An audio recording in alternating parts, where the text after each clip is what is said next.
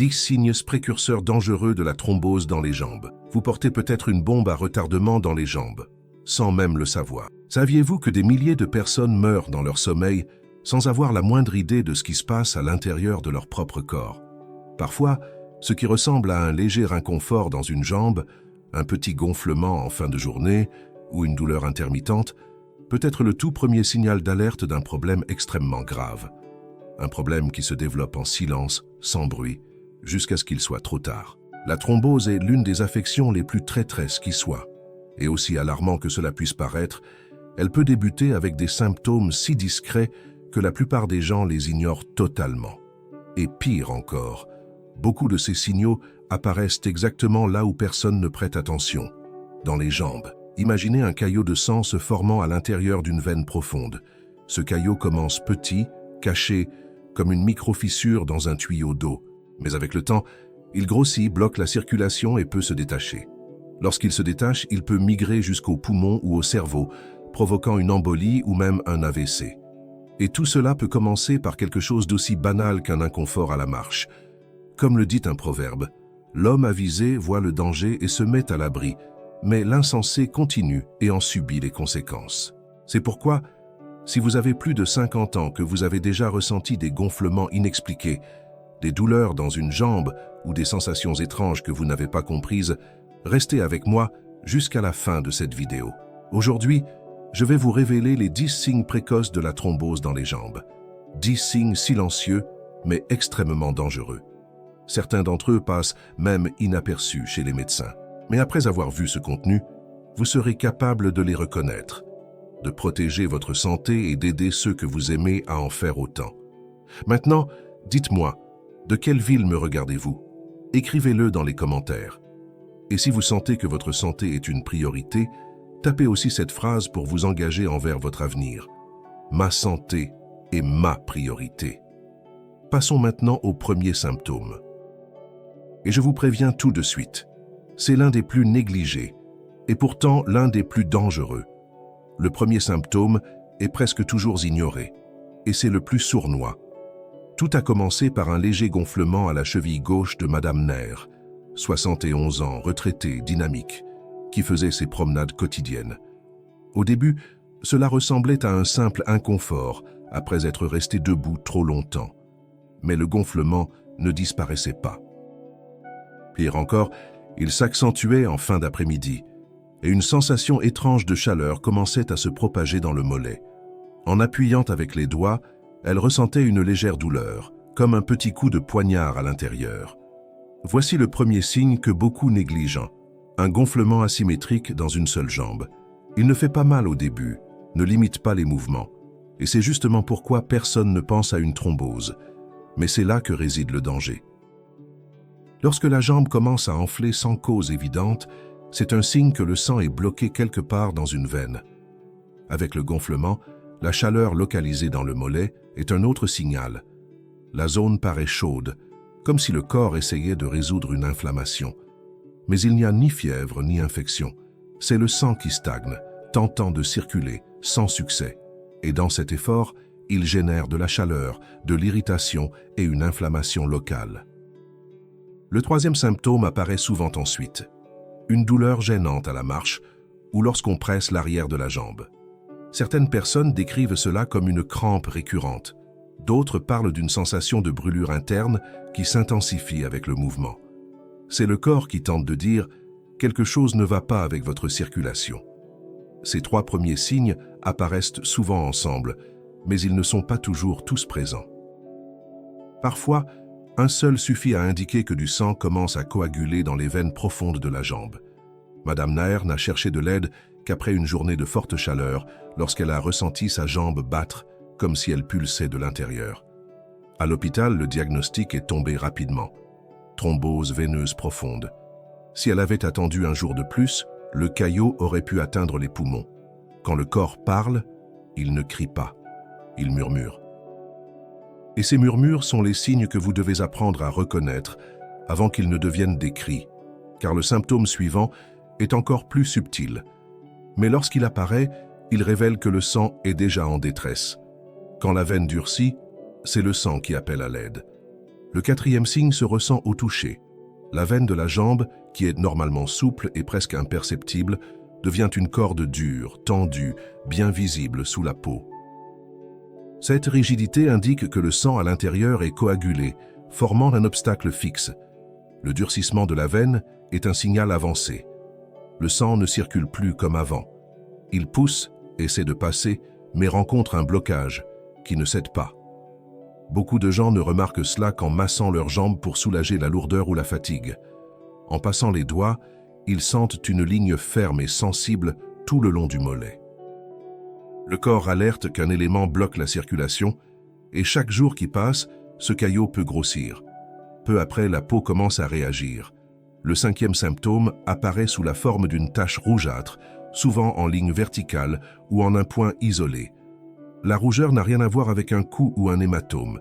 Elle surgit sans raison apparente, accompagnée de chaleur et souvent de sensibilité. C'est comme si la peau réagissait à l'inflammation cachée en profondeur. Mais il existe un sixième signe que peu de gens associent à la thrombose. La sensation de lourdeur dans une jambe. La personne a l'impression de porter un sac de sable attaché à la cheville. Il n'y a pas de douleur intense, ni de réelle limitation, juste une fatigue persistante, même sans effort. Cette fatigue asymétrique dans une seule jambe est un symptôme précoce, mais précieux. Le corps envoie cette lourdeur comme un signal de ralentissement du flux sanguin. Le sang s'accumule, surcharge les veines, épuise les muscles. C'est comme une route bouchée dans un seul sens, pendant que l'autre reste fluide. Souvent, ces signes ne s'accompagnent pas de douleurs aiguës ni de sentiments d'urgence. Et c'est pour cela qu'ils sont ignorés. Mais ils forment tous les marches d'un même escalier et celui qui ne regarde pas où il met les pieds peut tomber brutalement. Car le corps continue à prévenir, et les signes suivants indiquent que la thrombose a déjà franchi les limites du silence. La thrombose envoie des signaux, mais le corps parle à voix basse. À mesure que le sang rencontre des difficultés à circuler, d'autres signes apparaissent, discrets mais de plus en plus insistants. Le septième est un léger picotement constant dans la jambe concernée. Il peut survenir en fin de journée ou après être resté assis longtemps. La sensation est semblable à de petites décharges électriques, comme si la peau vibrait de l'intérieur. Beaucoup associent cela à une mauvaise circulation classique, mais ici, le problème est plus profond. C'est le sang qui tente de traverser une zone congestionnée, sans espace pour suivre son flux naturel. Le huitième signe est encore plus dissimulé, une fièvre légère qui apparaît sans raison évidente. Le corps chauffe discrètement, comme s'il combattait quelque chose d'invisible. Cette réaction est le système immunitaire tentant de maîtriser une inflammation provoquée par la présence d'un caillot. En l'absence de symptômes de grippe, d'infection ou d'infection urinaire, le malaise passe inaperçu, jusqu'à ce qu'il soit trop tard. Peu après, la peau commence à changer de couleur. C'est le neuvième symptôme. La jambe atteinte peut devenir pâle, blanchâtre, voire prendre une teinte bleuâtre, surtout au niveau des orteils ou du mollet. Ce changement s'explique par l'absence d'arrivée de sang oxygéné. La teinte froide de la peau est une réponse claire à un blocage. Lorsque le sang ne circule plus correctement, les tissus commencent à souffrir. La jambe refroidit, la sensibilité diminue et le danger s'accroît. Mais c'est le dixième symptôme qui exige une attention immédiate. De façon soudaine, la personne ressent un essoufflement, une douleur dans la poitrine ou un vertige intense, comme si elle allait s'évanouir. C'est le moment où le caillot se détache et migre. S'il atteint les poumons, il peut provoquer une embolie pulmonaire. S'il atteint le cerveau, il peut entraîner un accident vasculaire cérébral. Dans ces cas-là, le risque de mort est réel et immédiat. L'un de mes patients, M. Antoine, 64 ans, est venu en consultation avec des plaintes vagues. Il ressentait une lourdeur dans la jambe et un inconfort étrange en respirant profondément. Moins de 24 heures plus tard, il a été hospitalisé d'urgence pour une embolie pulmonaire. Il a survécu mais en garde des séquelles. Il m'a dit par la suite que s'il avait su qu'un simple gonflement à la jambe pouvait être aussi grave, il aurait agi plus tôt. Et c'est exactement à ce moment-là de notre échange que j'ai compris à quel point la connaissance peut changer des destins. Si vous souhaitez renforcer votre circulation, prendre soin de vos veines, et adopter des habitudes qui éloignent le risque silencieux de thrombose, téléchargez dès maintenant le guide de recettes pour ne pas tomber malade. Il se trouve juste en dessous, dans la description et aussi en premier commentaire épinglé. Ce sont des recettes naturelles, simples et choisies avec soin pour aider votre sang à circuler librement, en nettoyant les veines et en réduisant les inflammations invisibles qui s'accumulent avec le temps. Ce choix peut transformer vos années à venir. Un aliment peut protéger vos veines comme un bouclier naturel. Quand le sang rencontre des obstacles, il devient plus épais, plus lent, plus dangereux. Mais le corps nous offre aussi des ressources puissantes pour garder la circulation vivante et fluide. Et l'un de nos plus grands alliés se trouve dans notre assiette. Certains aliments fonctionnent comme de véritables nettoyeurs de veines, agissant de manière silencieuse mais constante pour empêcher l'accumulation de plaques et la formation de caillots. L'ail en fait partie. Riche en composés soufrés, il réduit l'agrégation des plaquettes, fluidifiant naturellement le sang. Il agit comme un protecteur invisible, empêchant les interruptions du flux sanguin. Lorsqu'il est consommé cru ou légèrement chauffé, son effet est encore plus puissant. Dans de nombreuses régions rurales, les personnes âgées qui en consomment quotidiennement affirment avoir les jambes plus légères et moins de gonflements. Ce n'est pas du hasard, c'est de la prévention. Un autre allié est le curcuma. Également connu sous le nom de safran des Indes, il contient de la curcumine, une substance anti-inflammatoire qui agit sur les vaisseaux sanguins. En plus de prévenir les caillots, il protège du vieillissement artériel. Une petite cuillère par jour, mélangée à des jus, des tisanes ou des plats, suffit pour engendrer des changements significatifs au fil des mois. Les aliments riches en oméga 3, comme la sardine, la graine de lin ou les graines de chia, jouent aussi un rôle essentiel. Ils fluidifient le sang, réduisent l'inflammation et améliorent la fonction des parois veineuses. Intégrer ces ingrédients au quotidien peut paraître anodin, mais leurs effets cumulatifs sont profonds. Il y a aussi le gingembre, qui possède des propriétés vasodilatatrices. Il stimule la circulation, soulage les douleurs et aide à dissoudre de petits caillots avant qu'ils ne deviennent dangereux. Et l'eau, qui n'est pas un aliment à proprement parler, est pourtant fondamentale. Sans elle, le sang devient épais, visqueux, lourd. Bien s'hydrater est aussi important que bien se nourrir. Combinés, ces éléments forment un véritable bouclier naturel à l'intérieur du corps. Ils protègent contre le durcissement des artères, préviennent les stagnations et réduisent la pression sur les veines. Ceux qui les consomment régulièrement développent rarement des symptômes avancés de mauvaise circulation. Dans des cultures anciennes comme en Inde ou au Japon, beaucoup de ces aliments sont à la base de l'alimentation. Et ce sont justement ces peuples qui affichent les taux de thrombose les plus faibles au monde. Ce n'est pas une coïncidence, c'est une sagesse alimentaire transmise de génération en génération. Et lorsque vous combinez ces ingrédients au bon savoir, vous avez entre les mains une véritable pharmacie naturelle. C'est pourquoi j'ai sélectionné des recettes spéciales intégrant ces éléments dans notre guide de recettes pour ne pas tomber malade. Vous le trouverez juste en dessous, dans la description et en premier commentaire épinglé. Vous y découvrirez des combinaisons pratiques, accessibles et efficaces pour garder votre sang propre, fluide et sans obstruction. Car prévenir est toujours mieux que guérir. Et prendre soin de son alimentation est la première étape. Le cas de M. Albert.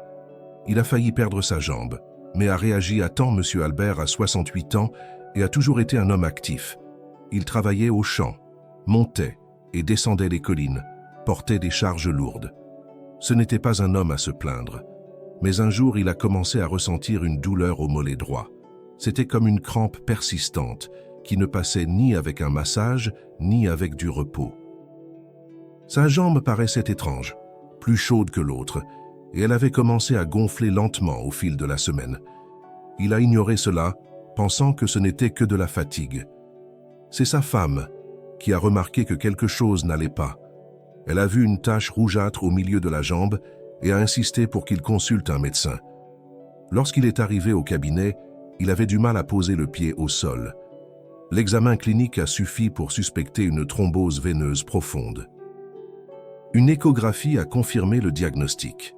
Le sang était bloqué et la veine de la jambe ne laissait plus passer. Le caillot occupait presque toute la longueur de la veine fémorale. La consigne a été immédiate. Hospitalisation, traitement pour dissoudre le caillot, repos absolu. Le risque d'embolie était élevé. L'amputation était une possibilité réelle si la circulation n'était pas rétablie. Ce furent des jours d'incertitude, de tension et de prière. Mais le traitement a fonctionné et la circulation est revenue petit à petit. Monsieur Albert est sorti après 10 jours, amaigri, plus prudent et avec un nouveau regard sur son propre corps. Quelques mois plus tard, il est revenu pour une consultation de suivi. Il allait bien. Il avait changé son alimentation, introduit davantage d'infusions, de fruits et de légumes. Il avait commencé à marcher doucement tous les matins, à l'heure la plus fraîche. Il a dit d'une voix ferme qu'il prêtait désormais attention aux petits signaux. Il avait appris dans la douleur que le corps avertit, mais qu'il faut être prêt à écouter. Et c'est les yeux embués qu'il m'a confié une phrase qui l'a marqué. Il a dit que lorsqu'il se sentait incapable de continuer à marcher, il se rappelait d'une phrase entendue dans sa jeunesse. « La douleur est inévitable, mais la souffrance est un choix. » Et à partir de ce jour-là, il avait choisi de vivre avec attention, car il savait que la vie est faite de choix silencieux, qui construisent ou détruisent. Monsieur Albert a failli perdre sa jambe, mais il a gagné en conscience. Et cela, dans bien des cas, vaut plus que n'importe quel médicament. Celui qui écoute les signaux de son corps vit plus longtemps et avec sagesse. Le corps parle. Et lorsque vous apprenez à l'écouter, vous commencez à voir chaque symptôme non comme une punition, mais comme un avertissement. Le gonflement, la douleur, la chaleur, la tache, la lourdeur. Ce sont autant de mots que le corps utilise pour se défendre. La vraie question est, qui est prêt à écouter ? La thrombose, comme tant d'autres maladies silencieuses, ne frappe pas soudainement. Elle se construit jour après jour dans les habitudes, les négligences, les excuses.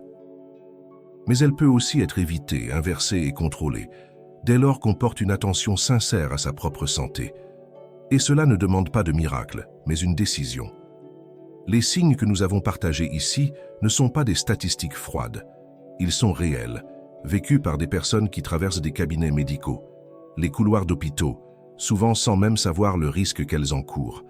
Le simple geste de s'arrêter, d'observer et d'agir peut transformer toute une vie. Et pas seulement la vôtre, car lorsque vous prenez soin de vous, vous protégez aussi ceux qui vous entourent. Comme le disait Sénèque, la vie est comme une pièce de théâtre. Ce qui compte, ce n'est pas sa durée, mais la manière dont elle est jouée. Et une vie bien jouée commence lorsqu'on accepte d'en être l'acteur principal, sans déléguer aux autres ce qui ne dépend que de soi. Si ce contenu vous a touché d'une manière ou d'une autre, partagez-le avec quelqu'un qui a besoin d'entendre ce message. Et dites-moi en commentaire, avez-vous déjà ressenti un de ces signaux? Avez-vous eu ou connaissez-vous quelqu'un qui a souffert d'une thrombose? Votre témoignage peut éveiller des consciences et sauver des vies. Et si vous souhaitez prendre soin de votre santé avec plus de conscience, en adoptant des habitudes et des recettes qui renforcent les veines, purifient le sang et protègent votre corps de l'intérieur, accédez dès maintenant au guide de recettes pour ne pas tomber malade. Le lien se trouve juste en dessous, dans la description et dans le premier commentaire épinglé. C'est un outil puissant, conçu pour vous aider à vivre plus longtemps, avec autonomie, légèreté et sérénité. Celui qui écoute son corps avec sagesse vit avec plus de liberté. Et celui qui prend soin d'aujourd'hui récolte demain. Car la santé est le sol où la vie fleurit. Et seuls ceux qui sèment avec attention verront leurs fleurs éclore.